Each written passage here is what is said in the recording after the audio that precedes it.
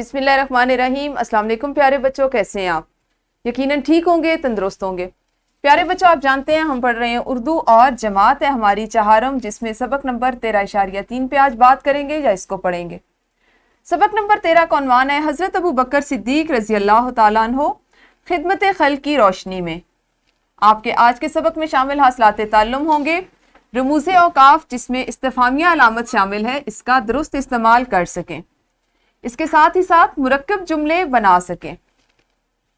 سب سے پہلے جلدی سے کیجئے دہرائی اور بتائیں کہ اسم ضمیر کی کتنی اقسام ہیں۔ آپ نے ہاتھ کھڑا کرنا ہے، اپنی باری کا انتظار کرنا ہے اور پھر اس سوال کا جواب دینا ہے۔ جی یقیناً آپ سب نے دہرائی تو کر لی ہوگی۔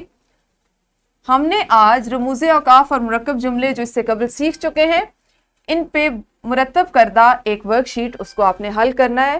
اس ورک شیٹ کو کرنے سے پہلے ایک انفرادی سرگرمی کر لیجئے۔ سوال نمبر 6 آپ کی درسی کتاب میں مندرجہ ذیل الفاظ کے جملے بنائیں۔ اب یہاں پر جب آپ کو جملے بنانے کا کام دیا جا رہا ہے تو آپ نے اس کو سادہ جملہ یا مرکب جملہ جس طرح سے بھی بنائیں گے اس کے بعد لکھنا ہے۔ آگے اس کی وضاحت کریں یا اس کے سامنے لکھیں جملے کے سامنے کہ یہ سادہ جملہ ہے یا یہ مرکب جملہ ہے۔ الفاظ ہیں آپ کے پاس نابینا، جستجو، سبقت، خلافت اور عزیز۔ تو ویڈیو کو روک کے پہلے سرگرمی کر لیجئے، پھر اس کے بعد ہم اپنا آج کا کام کریں گے۔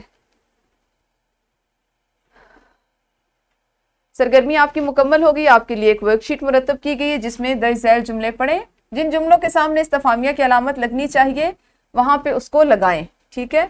اور مرکب جملے لکھتے ہوئے آج کے دن کا مختصر روزنامچہ تحریر کریں۔ بہت دلچسپ سرگرمیاں یا کرنے کے کام ہے، خاص طور پہ سوال نمبر 2۔